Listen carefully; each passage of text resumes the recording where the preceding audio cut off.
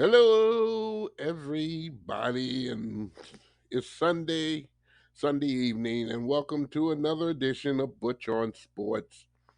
Simply Butch is here, and as always, thanks for tuning in. Hopefully, you enjoyed your weekend, including your Sunday. I had an exhilarating weekend myself here, and I'm willing to discuss that with you. At least part of it, that is. Uh, Again, thanks for tuning in. Yes, indeed. Give you some sports news that, yes, I know you just can't get enough of, and then some. Let's talk about the Detroit Lions first. Some happy news here. After coughing up a lot of good wins here in the last three weeks, not including this past Saturday, the Lions were below themselves there, making all kind of mistakes in a period of four games. You know, let's include four games before again Saturday. They coughed up about nine turnovers, a streak that shouldn't be had. Jared Goff was responsible for at least seven of them. However, he bounced back. Yes, Jared Goff did bounce back with five touchdown passes to lead the Lions over the Denver Broncos by a final score of 42-17 for their first 10-game winning season since 2014. The Lions will move one step closer to clinching a playoff spot with a big offensive contribution from their third-year wide receiver Amon St. Ron Brown. He played one spectacular game there, indeed, and we'll go over that in a moment here. Rookies just came to play. Jamar Gibbs, Sam Laporta, Blanche, he on defense played one heck of a game there. And some adjustments that were made on the defense for him to be a little bit more noticeable there. Laporta, he caught three touchdown passes, set a new franchise mark for rookie tight ends in the season, catching nine touchdown passes, while Gibbs also finished with 11 carries for, guess this, boys and girls, and I talked about it last week, 100 yards and a touchdown, plus a receiving touchdown as well. 100 rushing yards, I should say. Montgomery wasn't bad either. He got 89 with the amount of carries he had, which was a very high average indeed. 89 yards rushing. The Lions is just one win away from raising their first ever NFC North banner at Ford Field and playing their first ever playoff game at Ford Field as well. So let's go over this here right quick here. Last week I was livid with some of the things I said and were basically also true. Let's start off with the defense. Defense just was not producing. So what they did with Blanche was they moved him to a nickelback. A nickelback is the fifth back in the backfield that basically you can use for blitzing as well as coverage. And the Lions did one fantastic job. That also gives the Lions the fact of getting on top of the receivers and beating the slop out of them for 5 yards before they hit out there and try to catch a pass. They did one outstanding job on that. They were more physical.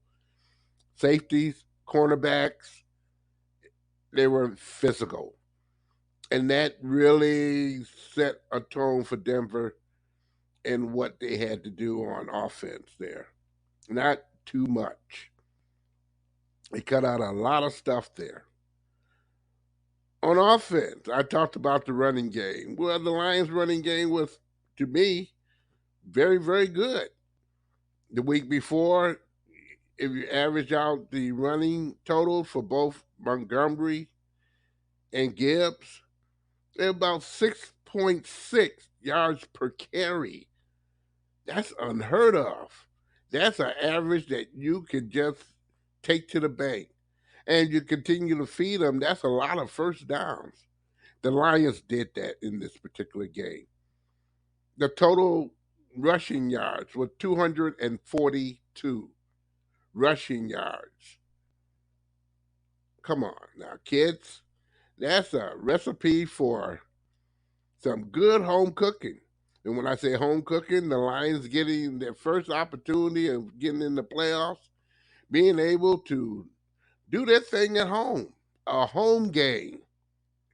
Wouldn't that make everyone in Detroit excited and then some? I tell you, this game was to me the best game they played this season, bar none.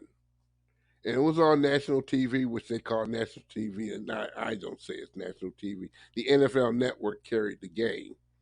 Although, being that it's a Detroit team, one of the local stations was able to pick that up, which was Fox 2. We saw one heck of a game. I enjoy one heck of a game traveling all the way down to Ford Field and not seeing people hold their head down on a Saturday night. People were happy. I mean, happy. 42-17. I think people spent the night downtown. They didn't want to go home. They wanted to talk Lions, Lions, Lions, and playoffs. Here's the scenario, and I inadvertently put on the Facebook, and I apologize for doing so. The Lions going to the playoffs. In my regards, they are going to the playoffs. The Lions need to have some support from Seattle. If Seattle tomorrow night lose to Philadelphia, the Lions are automatically in the playoffs. Plain and simple. The Lions next week, if they beat Minnesota, they will win the NFC North and can raise a banner in Ford Field. They will be the division champions, which also gives them some credence, and some good credence at that. You know, sometimes I get on my soapbox, only time because I see things that I don't know as a football player and as a reporter and very observant. I don't like to say things that just not true or not capable. But the Detroit Lions were capable of all of that last week when I talked about the poor way they were doing business. And I don't know what happened behind the scenes, but something good happened there because they showed their rear end on TV and and in person if you were at the game like myself and enjoyed the game from top to bottom. Yes, that first quarter was a little tricky there. However, in the final analysis, the Detroit Lions made everybody happy. Again, here's the deal. If Seattle lose to Philadelphia tomorrow night on Monday Night Football, the Detroit Lions are in the playoffs, regardless. If Detroit does their job and go in Minnesota and beat Minnesota, and they have two times to do it, they will win the division as well. So there you have it, boys and girls. All in a little, wrapped in a little basket here. They got to do their job, but again, it's going to be tough. Minnesota, Dallas, and then at home for the final game of the season, Minnesota. It's going to be a grand time in Detroit. Down the road a piece. Damian Lillard scored 33 points. Bobby Porter's had a season high 31, and the Bucks beat the crap out of the Detroit Pistons by a final score of 146-114 on Saturday night to hand the Pistons their 23rd consecutive loss.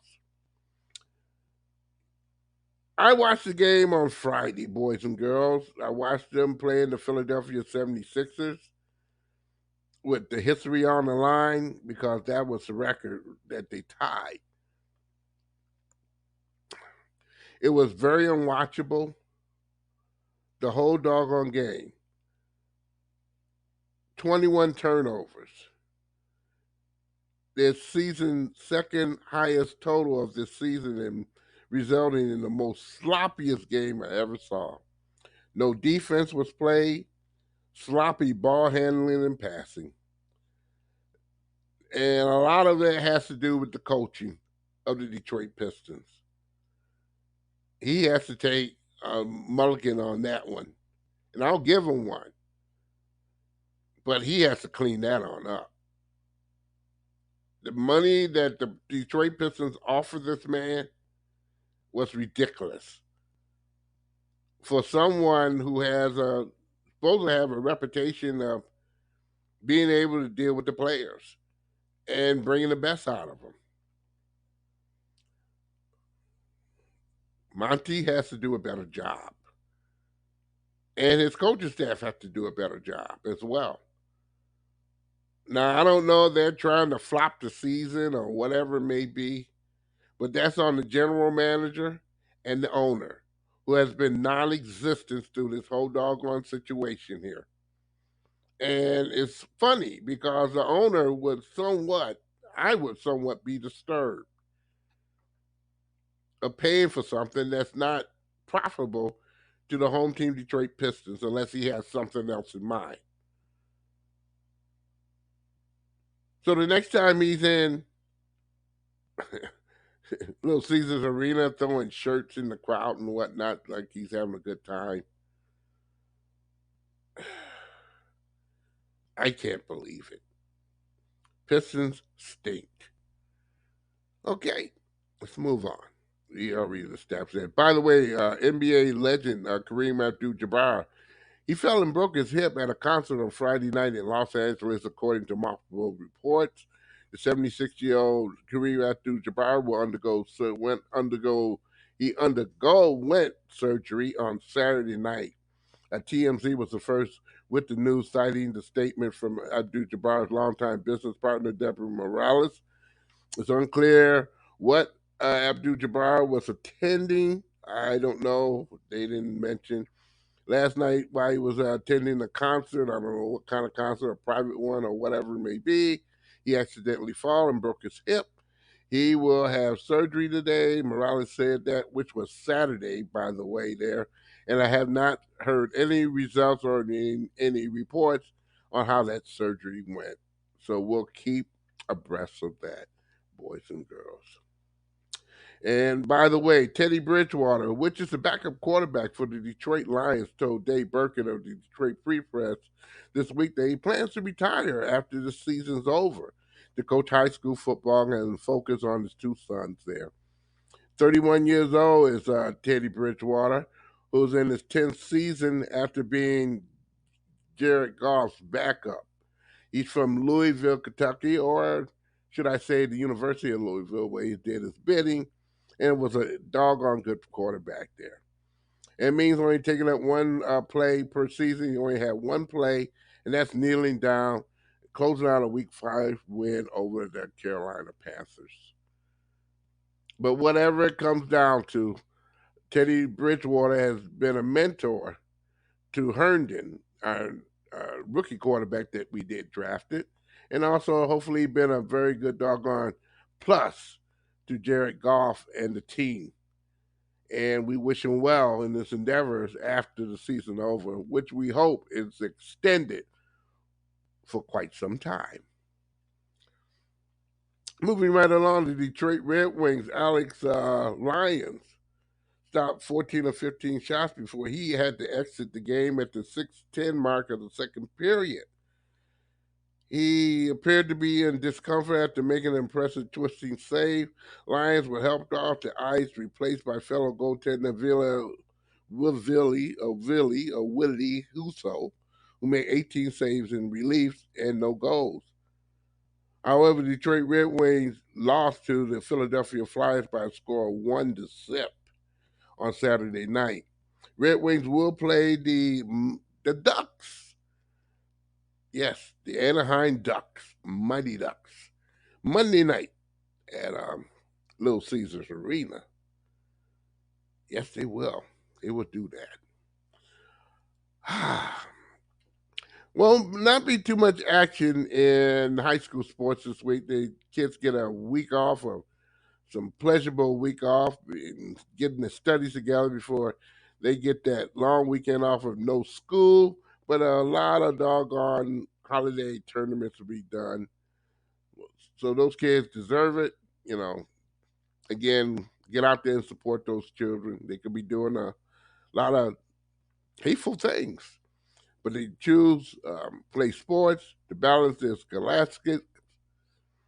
And boy, oh boy, get out there and support them, boys and girls. And you adults out there who are in the stands, behave yourself and be good sports. That reflects on our children as well. By the way, I promise you guys some goodies here about the bowl games. Since the 16th of this month, which started yesterday, the bowl game season started. Right now, three, four, five, six, seven bowl games have been played so far. And that was on the 16th. That was yesterday. However, I'll give you the results of not no results, but the upcoming bowl games. On the 18th, it's the famous Toastier Bowl. That's in Charlotte, North Carolina, Western Kentucky versus Old Dominion. On the 19th, yes, the Scooter Coffee Frisco Bowl. That's in Frisco, Texas. UTSA, or University of Texas at San Antonio versus Marshall.